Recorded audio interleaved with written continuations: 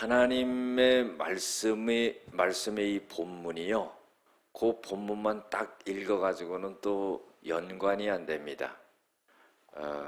그 장 전체 아니면은 그 장과 그 앞장과 뒷장과 또 연결되기도 합니다. 그런데 오늘 신명기 11장에 1절에서 7절까지 보면은 하나님께서 큰 일을 행하셨다 그래요. 그런데 그 큰 일을 행하신 것을 어떤 큰 일이냐면은 세 가지를 말해요. 첫 번째로 큰 일을 하나님이 행하신 것은 애굽에서 기적을 일으킨 것을 말합니다. 이스라엘 백성들을 해방시키기 위하여서 하나님이 10가지 재앙을 일으키고 또 홍해를 가르시고 뭐 이런 일들을 행한 아주 기적적인 그런 큰 일을 행하셨다 그랬어요. 두 번째 큰 일은 뭐냐면은 광야에서도 수많은 기적을 일으킨 거예요. 바위에서 물이 나게 하고 하늘에서 만나가 내려오고 이런 기적 같은 그런 일들을 하나님께서 많이 일으켰어요. 그래서 이스라엘 백성들이 40년 동안 발이 부르트지 아니하고 옷이 헤어지지 아니하였다. 40년 동안 농사 짓지 않았는데 하늘에서 만나 내려주시고 그리고 메추라기 주시고 불기둥과 구름기둥으로 인도하시고 너무너무 큰 기적이 아닐 수가 없어요. 세 번째 큰 일을 행하신 건 뭐냐면은 민수기 16장이 배경이 되는데 레위 자손 중에 고라가 있었어요. 또 루벤 지파 중에서 다단과 아비람이 있었거든요. 근데 요 사람들이 지도자들 250명과 함께 당을 지었습니다. 파당을 지은 거죠. 그래서 모세를 대적합니다. 그때에 모세가 그렇게 말합니다.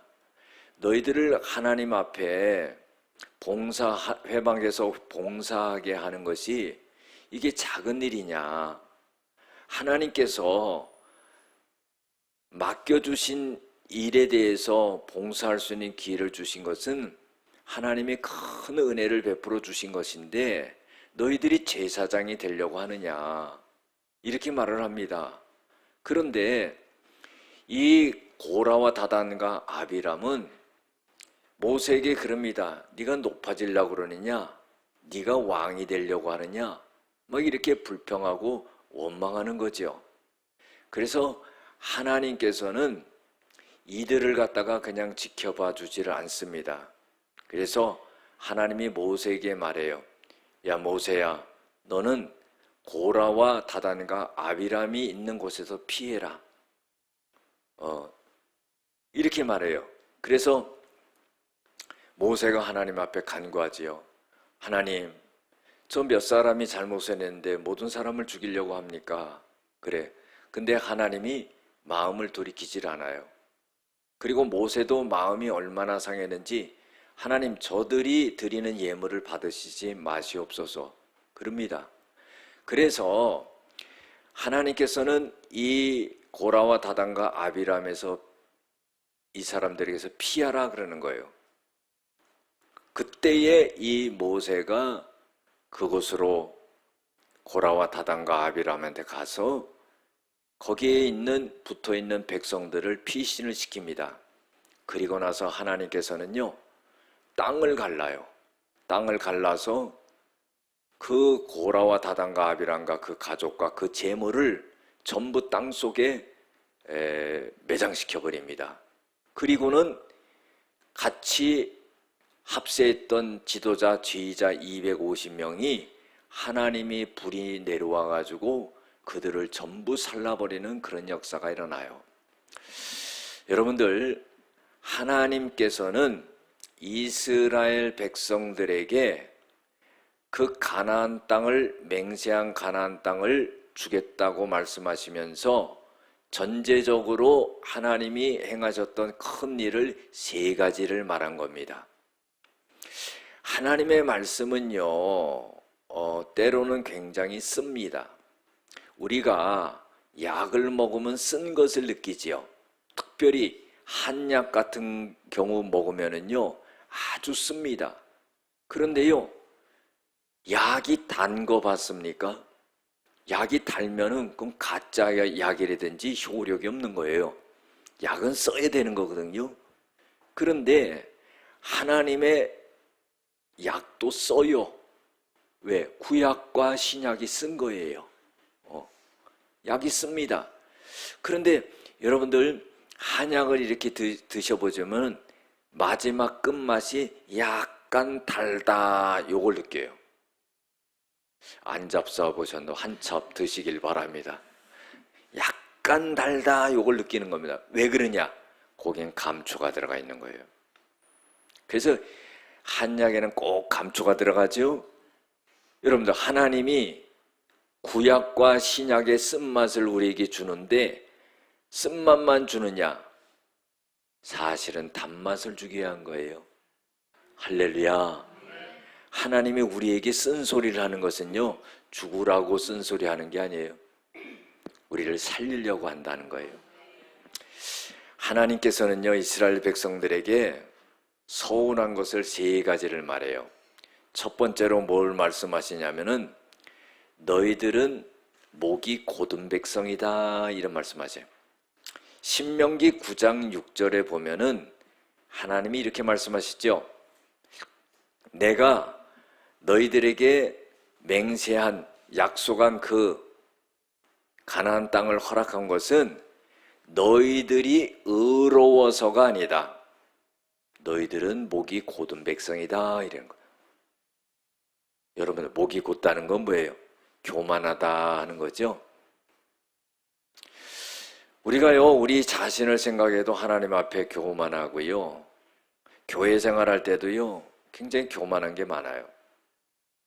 정말 조그만 거 하나도요 자기 생각을 굽히지 않습니다. 진리냐 아니냐, 이 문제라면 비티기게 싸울 수도 있겠지만은요, 자기 생각을 굽히질 않아요. 별것도 아니거든요. 그 얼마나 교만합니까? 여러분들, 그런 자세를 가지면 안 된다는 거예요. 하나님은 너희들이 목이 곧다, 교만하다, 이런 말을 해요. 두 번째로는요, 하나님은 신명기 9장 7절에 보면은 너희들은 나를 거역하였다 그랬어요. 애굽 땅에서부터 나오던 그때부터 나를 거역하였다 그랬어요. 신명기 9장 23절 24절에 보면은 너희들은 나를 갖다가 거역하고 나를 믿지 않고 내 말을 듣지 않았다 그러는 거예요.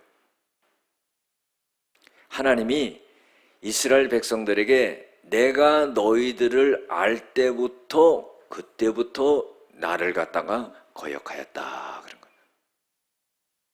그러니까 하나님 앞에 한 번도 순종하는 그런 모습을 하나님이 흡족하게 보신 적이 없다, 이 말이에요. 예레미야 22장 21절에 보면은 예레미야가 포로로 잡혀간 이스라엘 유다 백성들에게 편지하면서 이런 말을 해요. 내가 평안할 때 너희들에게 말한다. 하나님의 말씀을 대언하는 거죠. 포로로 잡혀간 그 유다 백성들에게 하나님이 예레미야를 통해서 말씀하시는 거죠. 내가 너희들의 마음이 평안할 때 좋게 내가 말을 하는데 너희들은 하나님의 말씀을 듣지 않겠다, 이렇게 마음을 먹는데 그것은 어렸을 때부터 너희들의 습관이다 그런 거예요. 여러분들, 이거 얼마나 참 거역하는 거예요. 우리가 하나님 앞에, 하나님의 말씀 앞에 순종하는 모습에 대해지 거역하는 모습에 대해서는 안 된다, 이 말이죠. 세 번째로 하나님이 섭섭함을 얘기하는데 그건 뭐냐면은 너희들이 나를 경노하게 만들었다 그랬어요. 격하게 만들었다는 거예요. 화나게 만들었다는 거죠. 신명기 9장 7절에 보면은 너희는 광야에서 하나님을 경록해 했던 일을 기억하라. 왜요? 광야에서 얼마나 원망하고 불평을 했습니까? 하나님이요, 그 광야에서 낮에는 구름기둥으로 밤에는 불기둥으로 아침에 일어나면 만나로 고기 먹고 싶다 그러면 메추라기로 물이 먹고 싶다 그러면 바위에서 물이 나게 하고 이렇게 은혜를 베풀어 주셨음에도 불구하고 그들은 하나님을 경노하게 했다 그런 거예요. 그래서 하나님은 가나안 땅을 허락하기 전에 이스라엘 백성들에게 애굽에서 광야에서 그 다음에 고라와 나단과 아비람의 그 교훈을 통해서 말씀하시는 거예요. 중요한 건 뭐냐면은 너희들이 순종해야지만이 가나안 땅에 들어가서 그 축복을 다 누릴 수 있다 하는 거예요. 우리 개인적으로도 보더라도요, 내 삶이 하나님 앞에 은혜를 입지 못했던 그런 경우들이 있단 말이죠. 하나님은 단비를 내리듯이 항상 은혜를 베풀어 주시는데 그렇지 못할 때가 있었다 그런 거예요. 그러면은 그 시점을 되짚어 보면은 하나님 앞에 불순종했기 때문이다 하는 거예요. 사랑하는 성도 여러분, 주의 종이요 하나님의 말씀을 대언하면서 하나님의 말씀으로 지도할 때 그 말씀을 잘 따라갈 수 있어야 됩니다. 그걸 사람의 말로 들었다가는요 큰 어려움을 당해요. 하나님의 말씀을 하나 순종함으로 하나님의 큰 은혜와 축복과 길이 열리는 경우가 있고, 하나님의 말씀을 하나 순종하지 않음으로 인해 가지고 자기 인생이 거꾸로지게 되는 그런 경우가 있어요. 여러분들, 우리의 지식과 경험과 감정으로요 대해서는 안 된다는 겁니다. 하나님의 말씀은 언제나 우리가 받아들이고 순종할 수 있어야 돼요. 성경에 보면은요, 하나님이 축복하시기 전에 꼭 하시는 말씀이 있어요. 성경에 많이 나오거든요. 여러분들이 발견했을지 없을지 모르겠어요. 제가 알려드릴게요. 축복하시기 전에 꼭 말씀하시는 게 뭐냐면 그리하면이에요. 그리하면. 오늘도 그 말씀이 나옵니다. 그리하면.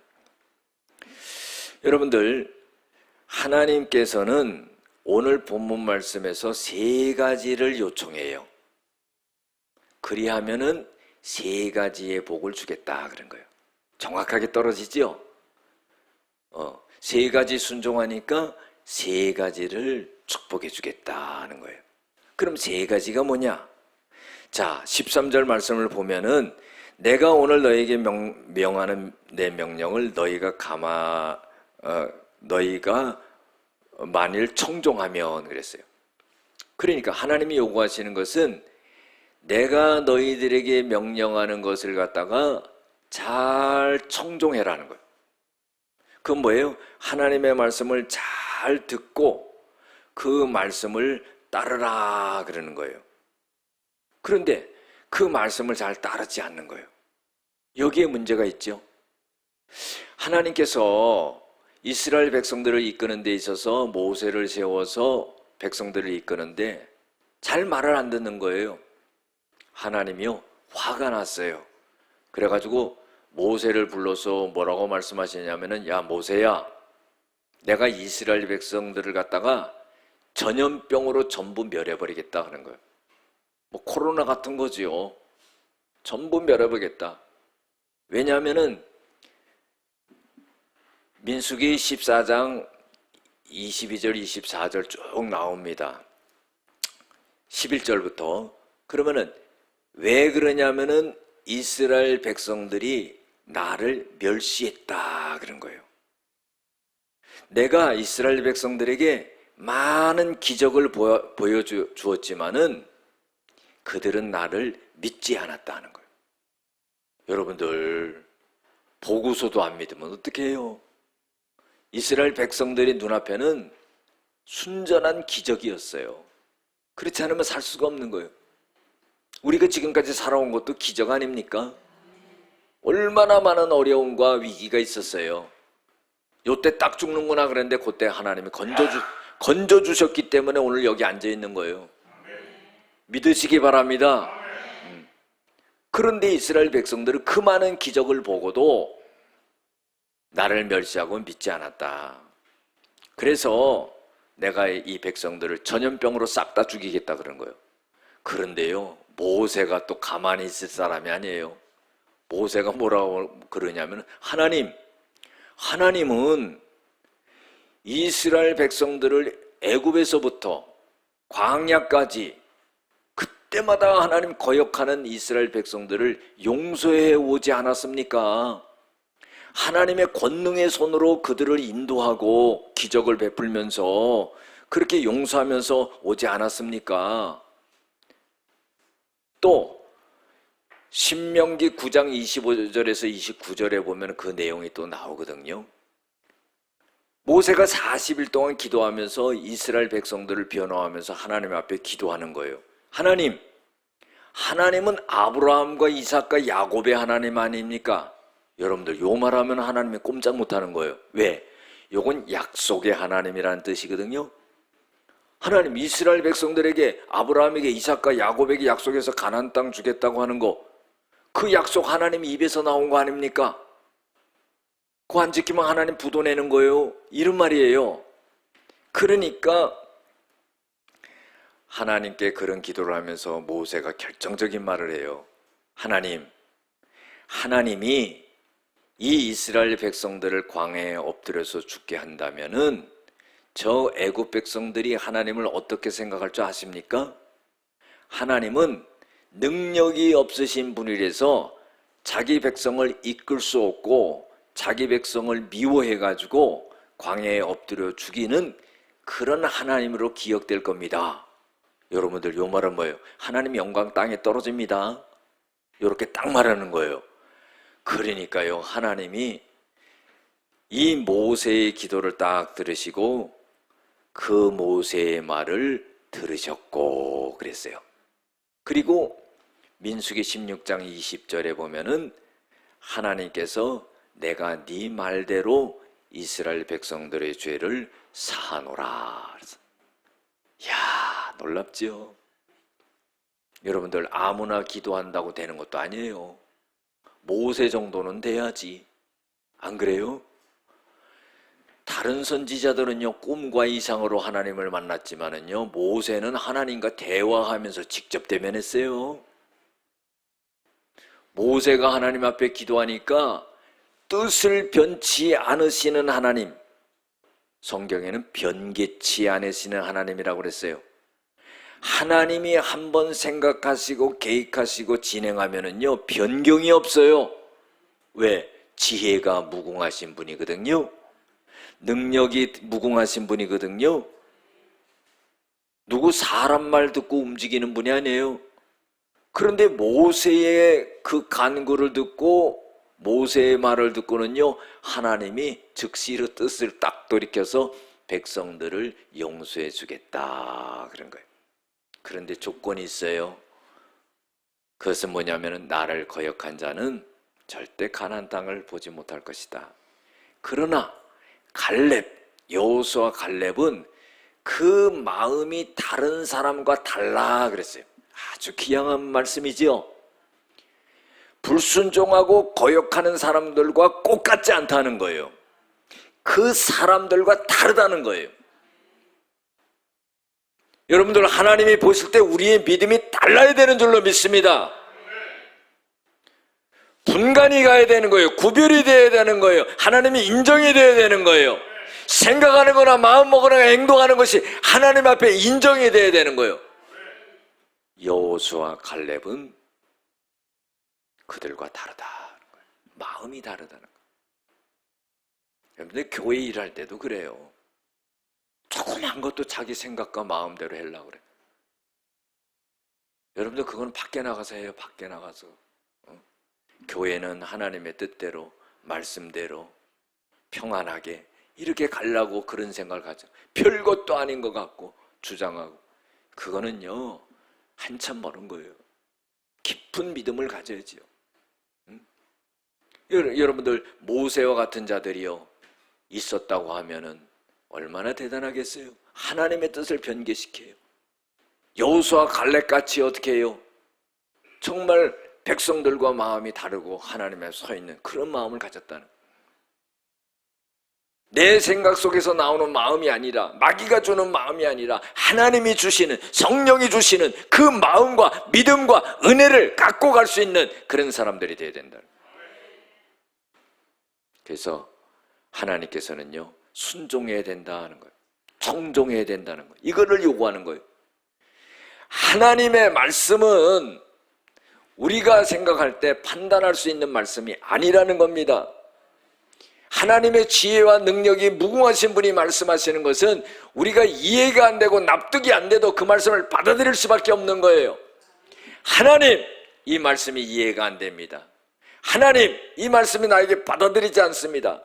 그러나 내가 하나님의 말씀이기에 이것을 내가 순종하고 따라갑니다. 나에게 믿음을 주시옵소서. 나에게 이해가 되게 하여 주시옵소서. 하나님 말씀이 능력이 되는 것을 나에게 나타내 주시옵소서. 이런 게 돼야 된다는 거예요. 두 번째로 요구하시는 건 뭐냐면 하나님을 사랑하라 하는 거예요. 여러분들 마태복음 22장 37절에서 40절에 보면 뭐라고 그러세요? 첫째 되고 둘째 되는 계명이요, 하나님을 사랑하라는 거죠. 마음과 목숨과 뜻을 다하여 하나님을 사랑해라. 이 첫째 되는 계명이다. 둘째는 내 이웃을 이와 같이 또 사랑해라. 할렐루야. 이게 둘째 되는 계명이다 말이에요. 여러분 이게 뭐예요? 하나님과의 관계, 사람과의 관계. 하나님을 사랑한다 하는 사람이 형제를 미워하면은 그는 하나님 사랑하는 게 아니다 그랬어요. 왜? 눈에 보이는 형제도 사랑하지 못하면서 눈에 보이지 않는 하나님을 사랑한다는 건 거짓말하는 자다 하는 거예요. 예수 믿어도요 얼마나 이기적이고요 얼마나 배타적인지 모릅니다. 나랑 조금 안 맞으면은요 말을 안 하고 표현을 안 해서 그렇죠. 남같이 대하는 거예요. 그리스도 안에서 형제 자매인 것을 모르는 거예요. 여러분 내 허물은 없습니까? 형제의 눈 속에 있는 티는 보면서 내 눈 속에 있는 들보는 못 본다고 그랬잖아요. 그런 마음을 가져야 돼요. 하나님을 사랑하는 마음이라면은 이웃을 사랑하는 마음, 형제를 사랑하는 마음. 교회 공동체 안에서도 그런 마음이 있어야 돼요. 조그만 것도 양보하지 않고, 조그만 것도 이해하지 않고, 별것도 아닌 걸 주장하고 이러면 되겠냐 이 말이에요. 사랑하는 마음. 예수님께서 뭐라고 그랬어요? 너희들이 나를 사랑하냐? 그러면 내 계명을 지켜라. 예수님이 말씀하신 것이 뭐예요? 사랑 아니에요? 사랑해라 이 말이에요. 세 번째로 뭐냐 하면은 마음을 다하고 뜻을 다하여 섬겨라 그랬어요. 여러분들 교회 안에서 믿음 안에서 섬기는 삶이 얼마나 귀중합니까? 자기를 나타내지 않고 그 있는 자리에서 최선을 다해서 섬겨나가는 모습, 그거 너무나 아름답지 않습니까? 우리가 그런 모습이 돼야 돼요.